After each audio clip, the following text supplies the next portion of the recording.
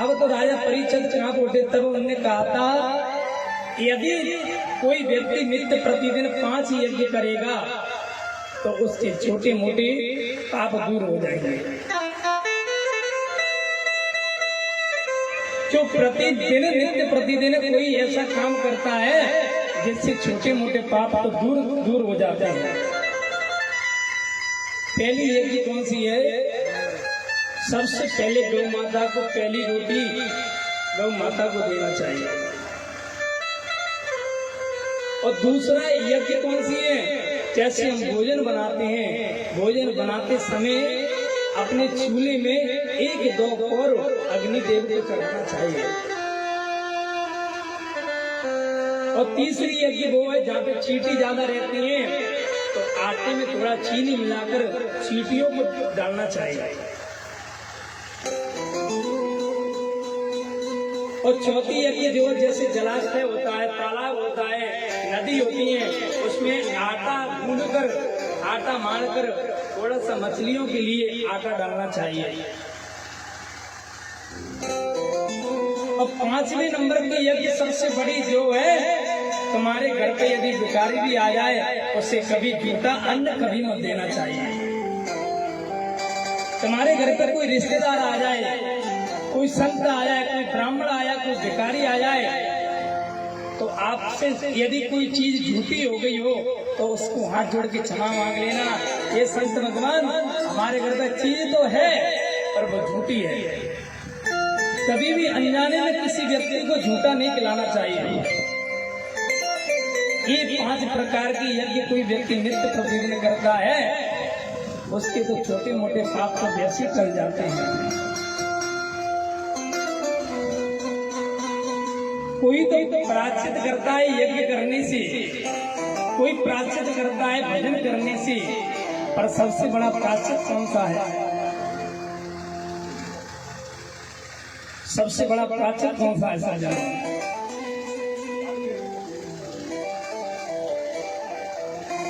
सबसे बड़ा प्रायश्चित है कि चित की बलिया भक्तिया वासुदेव परायण अंदम धुनवंतिका स्नेन निहारामिव भास्कर।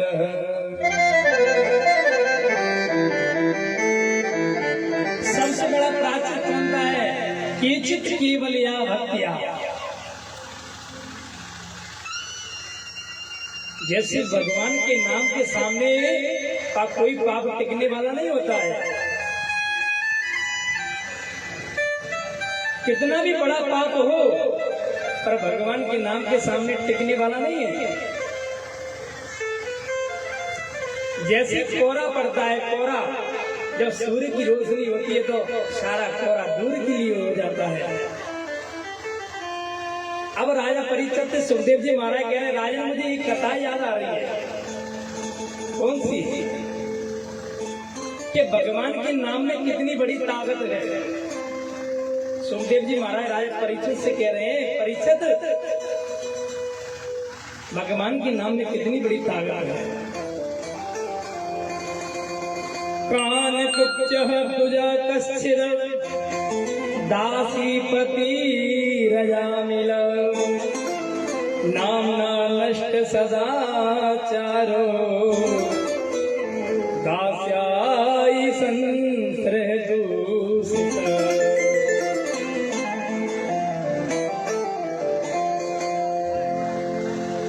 आचार्य सुखदेव जी कहते हैं कि एक भक्त था अजामिल।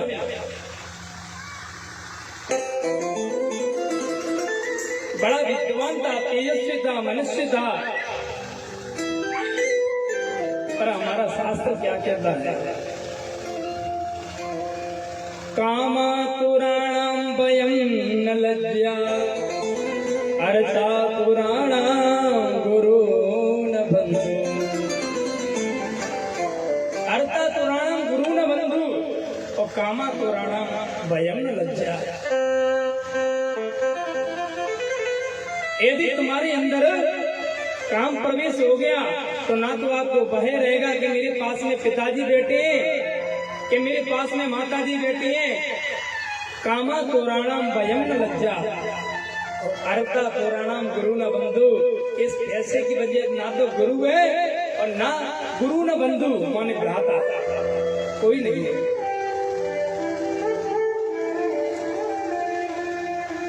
अजामिल बहुत बड़ा विद्वान था, भगवान का भक्त था, पर एक दिन अजामिल क्या किया था, अपने पिता की आज्ञा से जंगल में चला गया। वो जैसे जंगल में गया सज्जनों तो एक वेश्या को रमण करते हुए देखा, एक वेश्या को रमण करते हुए देखा है। तो अजामिल के मन में काम प्रवेश हो गया, उस दासी को साथ में लेकर आ गया, उस वेश्या को साथ में लेकर आ गया।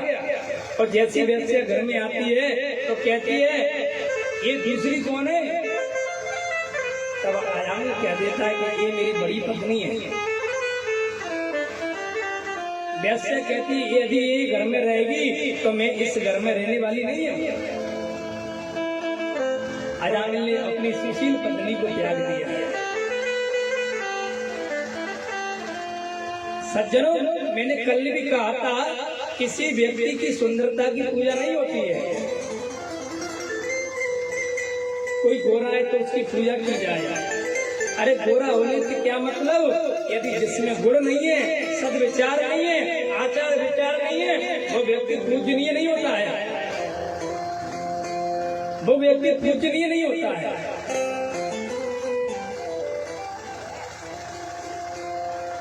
अब तो उसने अजामिल ने अपनी सुशील पत्नी को त्याग दिया है। अब जैसे ही अजामिल भजन करने के लिए बैठा तो गड़का ने डांट दिया, आप भजन नहीं करेंगे, मुझसे अधिक से अधिक धन चाहिए, आप भजन करेंगे तो कैसे काम चलेगा। तो सज्जनों, भक्त अजामिल था, विद्वान था, अब तो चोरी करने लगा, डांका डांटने लगा, क्योंकि गड़का को तो धन चाहिए ना। पर अब उसको कौन सुधार सके। यदि कोई पाप के मार्ग पे व्यक्ति चला जाता है तो सुधारने के लिए संत भगवान होते हैं। अजामिल इतना बड़ा डाकू हो गया, इतना बड़ा चोर हो गया कि जिस गली से अजामिल निकलता था उसमें छोटे छोटे बच्चा घर की ओर घुस जाते, अरे डाकू अजामिल आ गया, डाकू अजामिल आ गया। पर संतों सज्जनों पर उसको कौन सुधारे। ये ताकत तो मात्र संतों में होती है।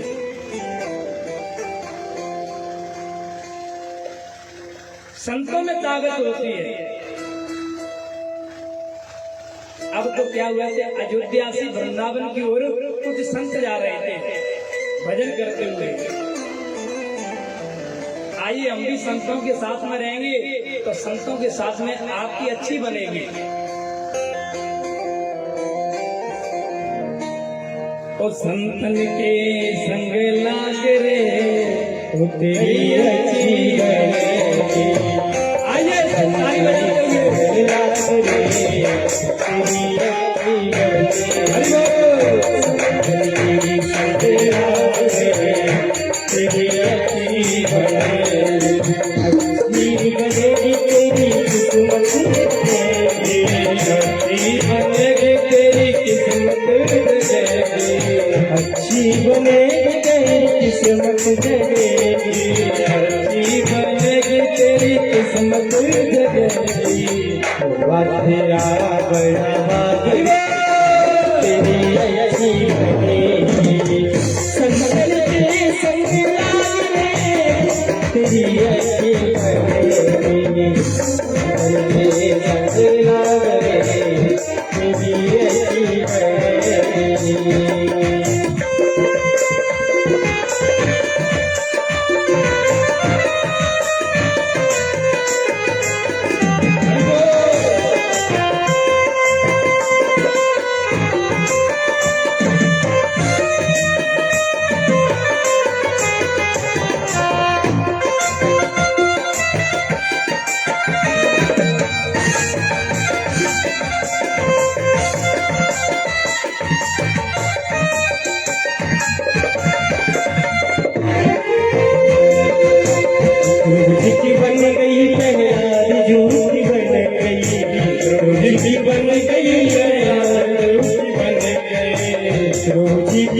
गई प्रहलाद झूठी बन गई, ढोलकी बन गई प्रहलाद झूठी बन गई। अरे कीर्तन में लागे तेरी अच्छी बनेगी, संग लागे तेरी अच्छी बनेगी, संग लागे तेरी अच्छी बनेगी।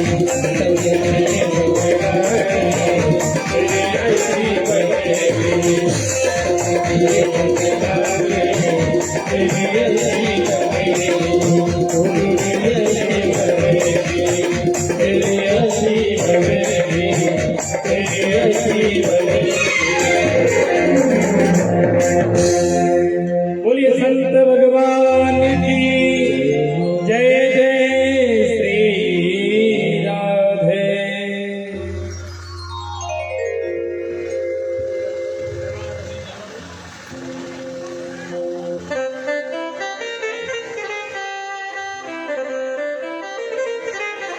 अब तो जैसे ही माने अयोध्या से संत वृंदावन की ओर जा रहे थे, अब तो रास्ते में क्या हुआ था कि अजामिल का गांव पड़ा, और जैसे ही गांव पड़ा था तो संध्या का समय हो गया, शाम का समय हो गया। अब तो संतों को तो कोई आश्रम चाहिए, कोई भक्त का घर चाहिए, और जैसे ही माने गांव के किनारे पे आए तो एक व्यक्ति मिल गया। उस व्यक्ति ने संतों की मजाक बना दिया, उस व्यक्ति ने संत को पागल बना दिया। उस व्यक्ति से संतों ने पूछा, भैया कोई ऐसा भक्त का घर बता दो जिसमें हमारा प्रसाद बन जाए, भगवान का भोजन लग जाए और 25 संत भोजन कर लेंगे। उस व्यक्ति ने संतों की मजाक कर दी। मन में सोचा ऐसे भक्ति के घर पे पहुंचाएंगे कि आपको लड्डू वाटू चूरमा खूब खिलाएगा, बने कहते हैं संत। उस व्यक्ति ने कह दिया, जाओ हमारे गांव में एक भक्त है, भक्त अजामिल, उसके घर पे चले जाओ। संत तो भोले होते हैं सब जन। और संत जैसे ही भक्त अजामिल के दरवाजे पे पहुंचे और जैसे गेट खटखटाया, भक्त अजामिल, बेटा अजामिल, इतनी में गड़का निकल के आया, वैसे निकल के आई। और जैसे वैसे निकल के आई, महाराज आप कहाँ से आए, कहाँ से आए हो? संत ने कह दिया कि बेटा भक्त अजामिल कहाँ है? उस वैश्या ने कहा, महाराज मेरे पति कोई भक्त नहीं है, मेरे पति तो डाकू हैं, चोरी करते हैं। प्रभु मैं तो आपसे पानी पीने के लिए भी नहीं कह सकती हूँ, क्योंकि मैं तो वैश्या हूँ। मैं तो आपसे जल पीने के लिए भी नहीं कह सकती। संत ने कहा, बेटा कोई बात नहीं है, हम दूसरे भक्त के घर पे चले जाते हैं। और जैसे संत जाने के लिए हुए तो वैश्या संतों के चरणों में गिर पड़ी। और जैसे वैश्या संतों के चरणों में गिरी है, महाराज मेरे यहाँ तक आप जल नहीं पी सकते हैं, भोजन नहीं कर सकते हैं, तो क्या हुआ, मैं शिव की सामग्री तो दे सकती हूँ, मैं शिव की सामग्री तो दे सकती हूँ, उसी से मेरे घर पर भोजन बनाओ और आप भगवान का भोग लगाओ और स्वयं प्रसाद ग्रहण करो।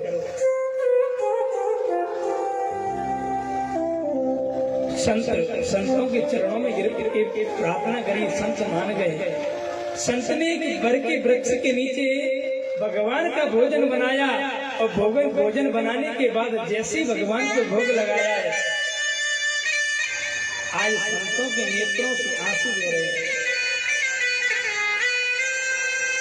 जैसे भोजन बनाने के बाद संत ने भगवान को भोजन कराया और स्वयं जब भोजन करने के लिए बैठे हैं तो महंत जी के नेत्रों से आंसू बह रहे हैं। महंत जी के शिष्य ने पूछा, गुरु जी आपके नेत्रों में आंसू क्यों? तब संत ने कहा, मैंने इस डाकू अजामिल का अन्न खा रहा हूं, पर मैं इसे कैसे समझाऊंगा, कैसे मानेगा? मैं इससे कहूंगा जाओ तुम हनुमान जी के मंदिर में पूजा करने के लिए जाना, तुम भगवान का भजन कर लो, ये तो करने वाला नहीं है, ये तो भजन करने वाला नहीं है, पर मैं कैसे समझाऊं? तो ये बात तो सोच रहे थे जब तक रात्रि के समय अजामिल चोरी करके माल लेके लौट रहा था और जैसे संतों को देखा अजामिल ने आग बबूला हो गया। अरे किसकी हिम्मत, जो मेरे दरवाजे पर ठहरने की हिम्मत किसने की? संतों को जैसे डांटने लगा इतने में गड़का आ गया। उसने कहा, संतों को क्यों डांटते हो? अरे भोजन करके संत चले जाएंगे, आप संतों को मत डांटो। तो भक्त अजामिल स्वयं अपनी पत्नी की बात मानकर, और जैसे अब संतों ने सोचा इससे तो कुछ ना कुछ तो देना पड़ेगा, और जैसे अजामिल से कहा संत ने, बेटा अजामिल हमको दक्षिणा नहीं दोगे? हमने तुम्हारे घर का अन्न खाया है, भोजन किया है, क्या तुम हमको दक्षिणा नहीं दोगे? अजामिल बोला, महाराज सबसे बड़ी दक्षिणा तो यही है कि मैंने आपके कमंडल लोटा नहीं फेंके। अरे भूतों से पूत मांगते हो तुम? बेटा हमको पैसे रुपए की दक्षिणा नहीं चाहिए। संत कह रहे बेटा मुझे पैसे रुपए की दक्षिणा नहीं चाहिए। तो बाबा क्या चाहिए? बेटा मेरी बस एक बात मान लो आप, बस मेरी एक बात मान लो कि अगली बार जो आपके बालक होगा उसका नाम नारायण रख लेना, अन्यथा मुझे कोई दक्षिणा नहीं चाहिए। क्योंकि सज्जनों संतों ने मन में सोचा कि ये भजन करने वाला है, पूजा करने वाला नहीं, ये तो भगवान का अपने बेटे का नाम लेते लेते भगवान का नाम लेने लगेगा। संतों ने तो रास्ता दिखा दिया है।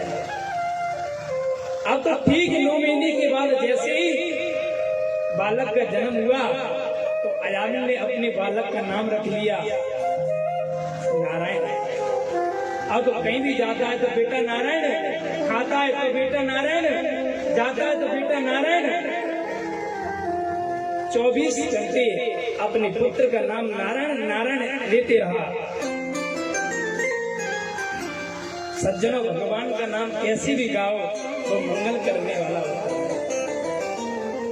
आप भाव से मत गाओ, कैसे भी भगवान का नाम लो वो कल्याणी करता है। भाव तो भाव अनक आलस हूँ, भाव तो भाव अनक आलस हूँ, भाव तो भाव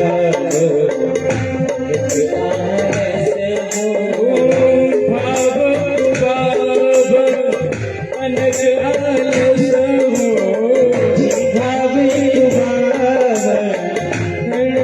आलस हो, नाम जगत मंगल दिशा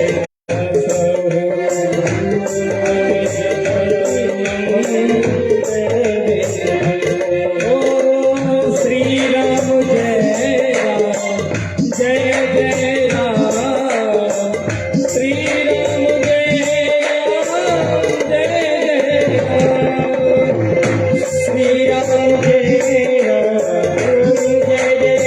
राम जय जय राम, श्री राम जय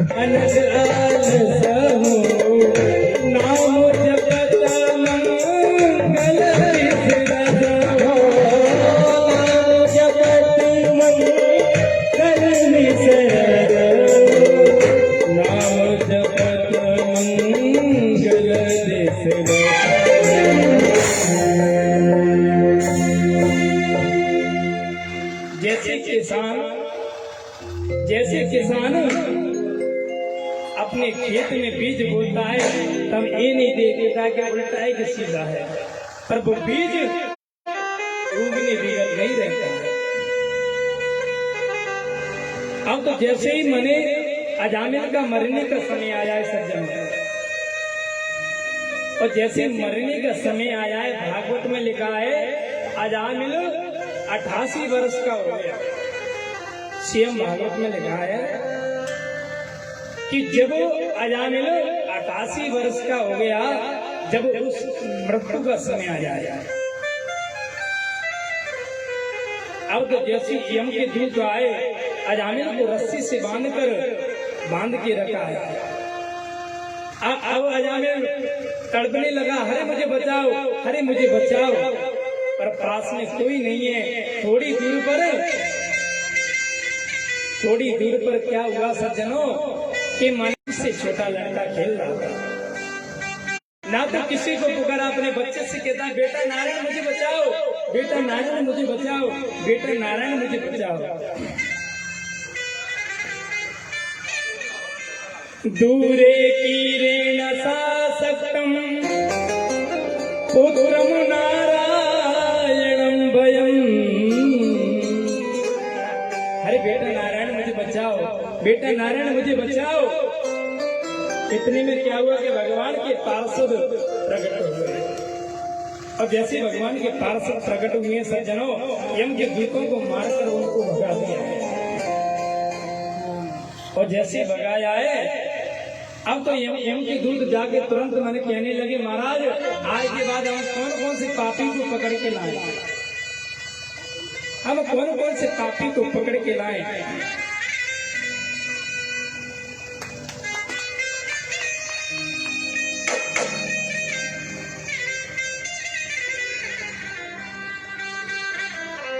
कौन कौन से पापी को पकड़ के लाए।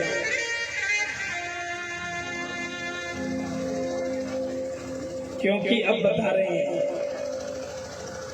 राम एक तापसी तारी, नाम को खल कुमत सुधारे। तब उन्होंने बताया है इस व्यक्ति को पकड़ के लाना चाहिए।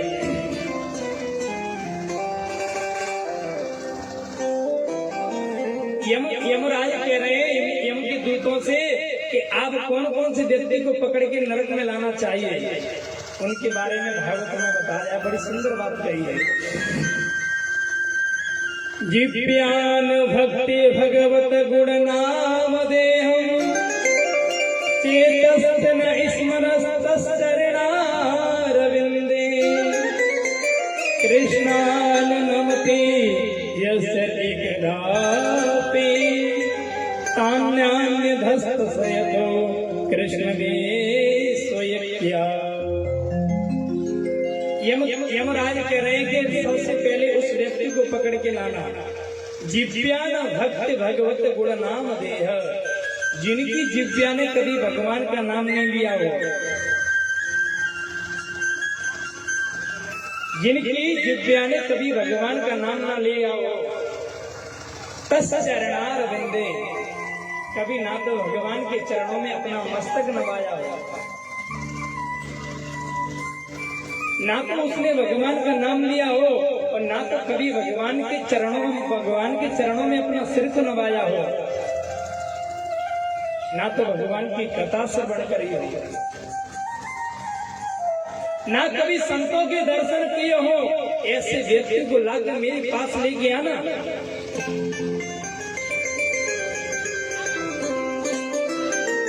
सज्जनों एक संत बड़ी बात कहते हैं, ये पृथ्वी है, पृथ्वी, इस पृथ्वी को पूरे को कागज बना दो।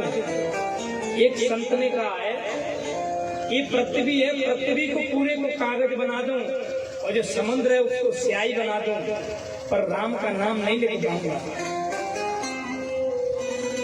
कि पृथ्वी का कागज करो, लेखन करो जिमिराए, सात समुंदर स्याही करो, पर हर गुण लिखा न जाए। मेरे राम का नाम इतना बड़ा है कि कोई व्यक्ति ले नहीं सकता है। भगवान श्याम कहते हैं कि इतना मेरा महत्व नहीं है, मेरे राम का अधिक महत्व है। आप सभी रामचरितमानस तो पढ़ते ही हैं, बड़ी सुंदर चौपाई लिखी है। कहूँ कहाँ लग नाम बढ़ाई, कहूँ कहाँ लग नाम बढ़ाई, राम सकही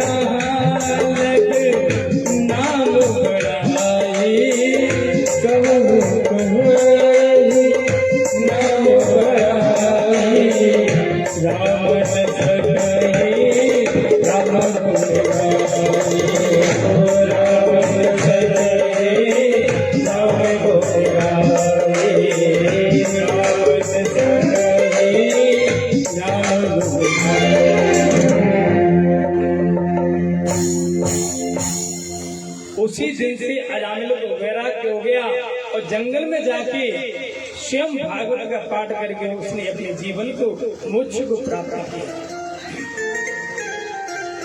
एक बार क्या हुआ था कि इंद्र जी महाराज अपनी इंद्राणी के साथ में बैठे थे और जैसे ही पास में बैठे थे इतने में बृहस्पति जी आ गए और जैसे बृहस्पति आए तो इंद्र अपनी सिंहासन से अपने गुरु जी को देख के नहीं उठा। बृहस्पति जी नाराज होकर चले गए। अब तो इंद्र ने विश्व रूप को गुरु बना लिया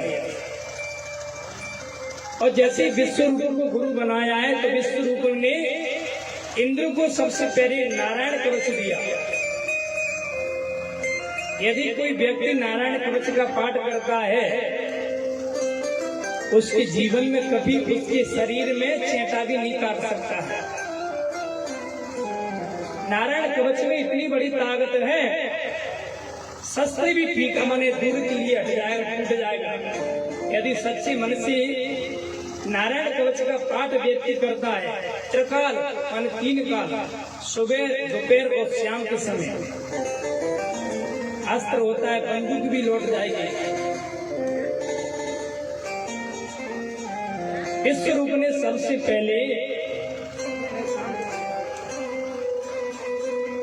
विश्व रूप ने इंद्र को नारायण कवच दिया। अब तो एक दिन क्या हुआ था, विश्व रूप थे, उनके 3 मुख थे, 3 मुख। एक से तो सोमरस का पान करते थे, एक से मदरा पान करते थे और दूसरे से अन्न खाते थे।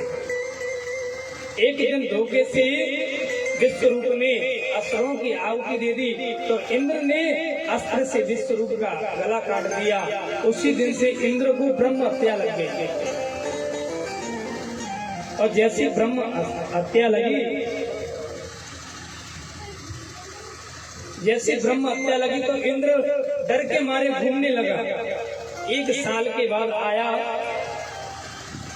तो 1 साल के बाद आने के बाद उसने 4 जगह पे अपनी ब्रह्म हत्या बांट दी। इंद्र ने 4 जगह पे ब्रह्म हत्या बांटी अपनी। सबसे पहले बांटी है पृथ्वी मैया को,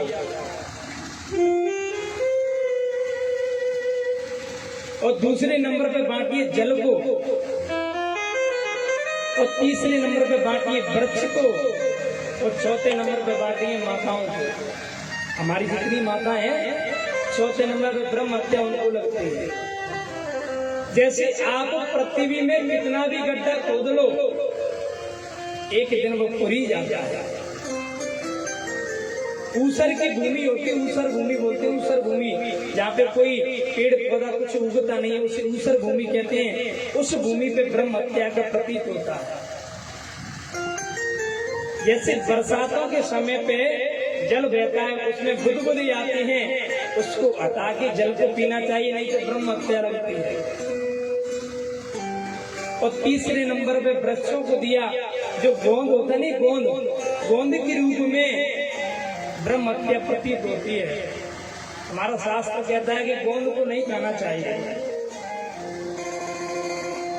और चौथे नंबर की ब्रह्म हत्या लगी है मेरी माताओं को, जो 3 दिन के लिए ऋतु धर्म होती हैं। उस समय पे माताओं को भोजन नहीं बनाना चाहिए, मंदिर में नहीं जाना चाहिए, कोई अच्छे कार्य नहीं करना चाहिए। ये 4 जगह पे ब्रह्म हत्या बांटी है। इसके बाद विश्व रूप के पिताजी को बहुत गुस्सा आई कि इंद्र ने मेरे पुत्र को मार दिया है। तो उनने तुरंत मंत्रों के द्वारा एक असुर वृत्तासुर प्रकट कर दिया। अब जैसे इंद्र को मारने के लिए वृत्तासुर दौड़ा तो इंद्र दौड़ा दधीची जी महाराज के पास गया।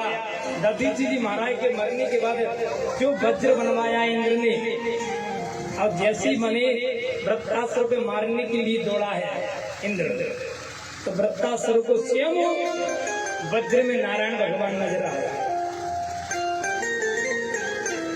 आज नारायण भगवान को देखकर वृत्तासुर ने 4 श्लोकों में बड़ी सुंदर स्तुति की गई है। अहम हरे तब पादैकमूलम् दासानुदास भवतास्मे भूय मनस्वरत्या सुपते गुणास्ते गृणीतवाकं